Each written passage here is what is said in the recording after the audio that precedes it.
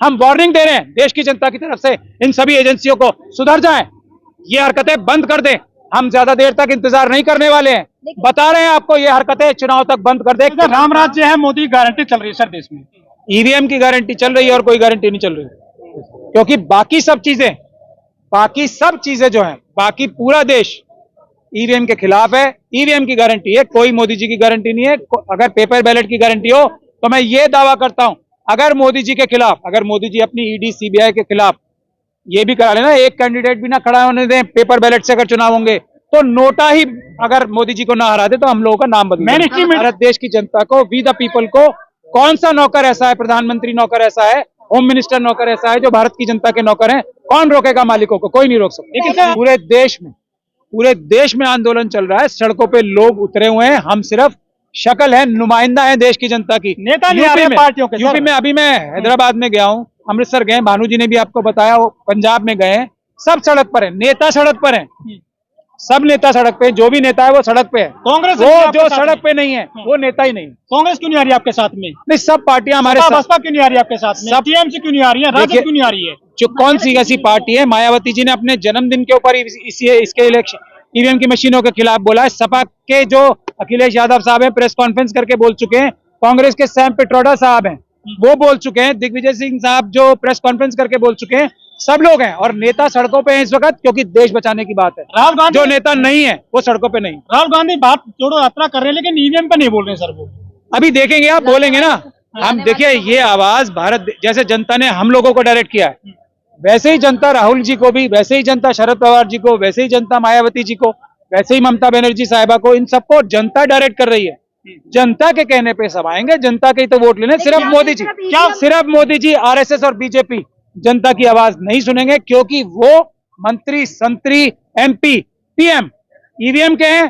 जो भी जनता के जो नेता हैं या एमपी हैं जो पीएम बनना चाहते हैं जनता के, वो सब लोग जनता की आवाज सुन के ईवीएम के खिलाफ आएंगे। सुप्रीम कोर्ट के वकील हटाएंगे ईवीएम को? वकीलों की जिम्मेदारी है क्या है? जनता हटाएगी। मैंने बताया ना, हम जनता के नौकर हैं, हम जनता की आवाज आगे कर रहे हैं। हम लोग कुछ नहीं है। हम कितनी बार ये बात बोले, हमारी कोई हैसियत, कोई औकात नहीं है।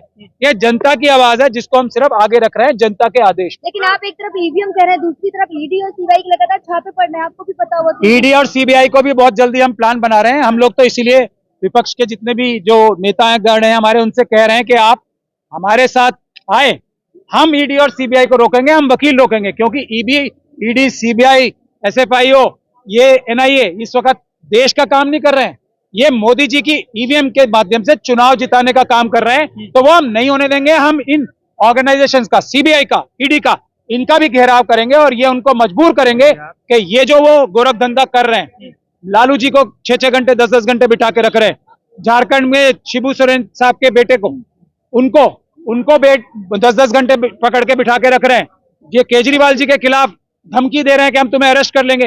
ये काम ईडी सीबीआई का नहीं है। हम वार्निंग दे रहे हैं देश की जनता की तरफ से, इन सभी एजेंसियों को सुधर जाएं, ये हरकतें बंद कर दें। हम ज्यादा देर तक इंतजार नहीं करने वाले हैं, बता रहे हैं आपको, ये हरकतें चुनाव तक बंद कर दें। कोई छापा, कोई रेड, कोई पूछताछ चुनाव तक नहीं होगी।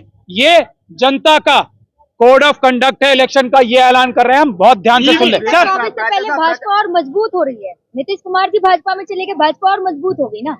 भाजपा तो कहते हैं 400 भाजपा अगर मजबूत हो गई तो ईवीएम की जगह मोदी जी पेपर बैलेट से चुनाव करा लें, मान लेंगे भाजपा मजबूत हो गई। मरे जा रहे हैं ना सब, जान दे देंगे, ईवीएम नहीं देंगे। ये मोदी जी का नारा है। और हम लोगों का, भारत देश की जनता का मामला जो नारा है वो ये है कि जान दे देंगे लेकिन पेपर बैलेट से ही चुनाव करेंगे। सर, बड़ा सर, दलित और मुसलमान ही ईवीएम का विरोध कर रहे हैं मुख्य रूप से देखा जाए तो सर, बाकी सड़ क्लास के लोग कहाँ गए सर? क्या आप क्या उनको देश का नागरिक नहीं मानते? अगर आप इन्हीं दोनों की संख्या जोड़ लें तो 33% बनती है देश की। 1/3 जनता तो यही दोनों है। और अगर दूसरी माइनॉरिटीज को, सिख सबसे ज्यादा अपोज कर रहे हैं, वो तो मुसलमान नहीं है, सिख सबसे ज्यादा मुखर रूप से विरोध कर रहे हैं। तो अगर ये संख्या ही ले ली जाए तो यही 32, मेरे ख्याल से कितने परसेंट बनती है, 35-36% तो यही संख्या बन जाती है। अगर माइनॉरिटीज और शेड्यूल कास्ट को ले लिया जाए। ट्राइबल्स, एक मिनट, ट्राइबल्स सबसे ज्यादा विरोध कर रहे हैं। आप जाके देखिए ना ट्राइबल एरियाज में, छोटू भाई वसावा साहब बैठे वहां पे, ये हमारी जो नॉर्थ ईस्ट की जो ट्राइबल पार्टीज हैं उनसे जाके पूछिए। और उसके बाद ओबीसी, अखिलेश यादव जी क्या है, ना वो मुसलमान है, ना वो शेड्यूल कास्ट है।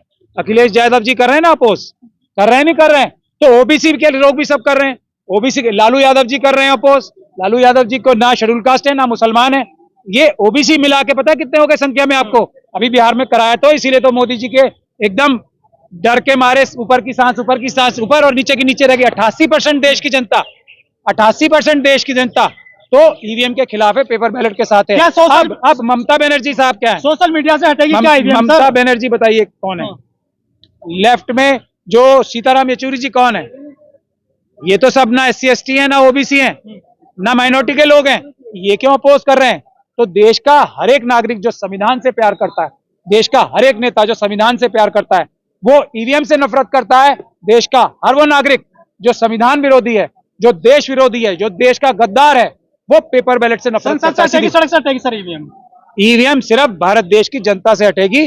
जो ईवीएम के प्रधानमंत्री हैं वो अपनी सबसे महत्वपूर्ण संसद के नुमाइंदे अखिलेश जी नहीं है। अखिलेश जी की सारी पार्टी के लोग बोल रहे हैं, सब बोल रहे हैं। कौन नहीं बोल? के समाचार डालते रहते हैं पूरे दिन सर अखिलेश जी, कहाँ ईवीएम पे बात जी? अखिलेश जी सांड के समाचार डालते हैं पूरे दिन। नहीं, ईवीएम के लिए उन्होंने कितना विरोध किया है? सबसे ज्यादा विरोध शुरू में उन्होंने किया था ईवीएम। लेकिन सर क्या लग रहा है, चुनाव करीब है, अभी ईवीएम हटेगा? अभी करीब है इसीलिए ईवीएम हटेगा, क्योंकि मैंने आपको बताया ईवीएम से चुनाव कराने में ज्यादा टाइम लगता है, पेपर बैलेट से चुनाव कराने में बहुत कम टाइम लगता है। अभी जो धांधलेबाजी हो रही है ना, तो वो ईवीएम में अभी चालू है। ईवीएम की मशीनों को मैंने अभी बताया हैदराबाद और बेंगलोर में ये धांधलेबाजी चालू कर रखी है इन्होंने, अभी वो काम जारी है। पेपर बैलेट तो 2 दिन में छपते हैं और उसके बाद काम हो जाता है। ये सर राम राज्य है, मोदी गारंटी चल रही है सर देश में, तो ईवीएम की गारंटी चल रही है और कोई गारंटी नहीं चल रही, क्योंकि बाकी सब चीजें जो हैं, बाकी पूरा देश ईवीएम के खिलाफ है। ईवीएम की गारंटी है, कोई मोदी जी की गारंटी नहीं है। अगर पेपर बैलेट की गारंटी हो तो मैं ये दावा करता हूं, अगर मोदी जी के खिलाफ, अगर मोदी जी अपनी ईडी सीबीआई के खिलाफ ये भी करा लेना, एक कैंडिडेट भी ना खड़ा होने दें पेपर बैलेट से अगर चुनाव होंगे, तो नोटा ही अगर मोदी जी को ना हरा दे तो हम लोगों का नाम बदल देंगे। मीडिया नहीं, नोटा हरा देगी मोदी जी को। पेपर बैलेट टीवी मीडिया आपके कार्यक्रम, वो तो क्रिमिनल्स हैं। आप क्रिमिनल, ईमानदार पत्रकार तो सारे हैं। जो हमें कवर करता है वही ईमानदार पत्रकार है। उसका फॉर्मूला मैं बताता हूं क्यों। क्योंकि हम लोग जो वक्त की सरकार है उसके खिलाफ काम कर रहे हैं, उसकी कमियां, उसकी चोरियां, उसकी डकैतियां हाईलाइट कर रहे हैं। तो जो लोग बहादुर हैं, ईमानदारी और बहादुरी का चोली दामन का साथ होता है। हमें कवर करने का मतलब खतरा है, हमें कवर करने का मतलब ईमानदार आदमी और बहादुर आदमी हमें कवर करेंगे। ये टेस्ट है। अगर मोदी जी के पास से तो पैसे मिलते हैं ना जाके कवर करने के लिए, आपको तो डंडे मिलते हैं, आपको पुलिस मिलती है। तो पत्रकार कौन होता है? जो बहादुर हो, जो सत्ता के खिलाफ बोल सके, वही पत्रकार होता है। बाकी तो वो जो होता है ना ढोल बजाने वाले, वो होते हैं वो। तो आप पत्रकार हो, वो पत्रकार नहीं। 1 महीना हो गया, जन आंदोलन नहीं बन रहा सर आपका कार्यक्रम। जन आंदोलन गली कैसे पहुंचेगा? अभी हम लोग सड़क पे, आप मेरे साथ चलना शुरू करो। गली गली में लोग हमें रोक के बोलते हैं ये हमारी आदेश है, इससे पीछे हट गए, हम आपको छोड़ेंगे नहीं।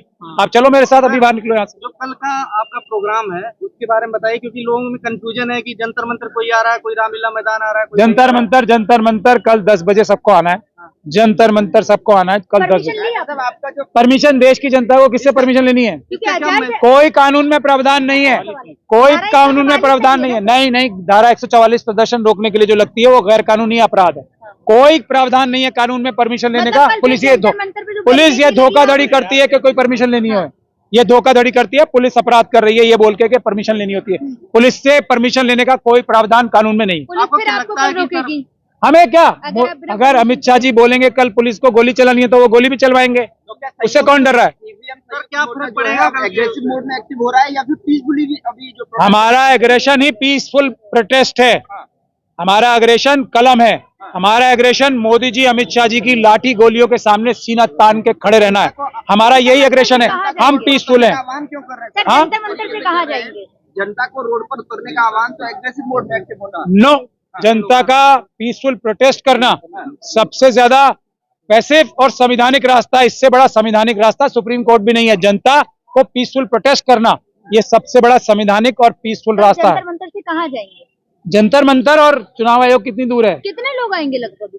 जनता आएगी। अब हम तो देखिए, हम उस तरीके से आरएसएस की तरह थोड़ी है जो बसें देते हैं, जो टिकट बुक कराते हैं, जो वीआईपीज को बुलाते हैं। आम जनता जो दर्शन करना चाहती है उसको डंडे मार के भगा देते हैं, वीआईपीज को बुलाते हैं, उनको बिठाते हैं और उनके सामने से अपना जुलूस निकालते हैं। लेकिन चुनाव आयोग को घिराव करके आप क्या दिखाना चाहते हैं? हम ये दिखाना चाहते हैं कि चुनाव आयोग को चोरी नहीं करने देंगे, वोटों की डकैती नहीं मारने देगी जनता, ये दिखाना चाहते सर हैं। वामन मेश्राम का ही प्रोग्राम है या इसमें और भी संगठन इसमें क्या कर सब वामन मेश्राम साहब हमारे नेता हैं।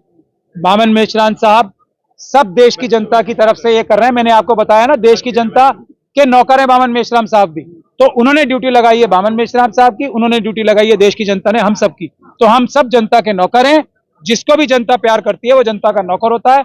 हम सब अपने मालिकों का हुक्म बजा ला रहे हैं और कुछ नहीं।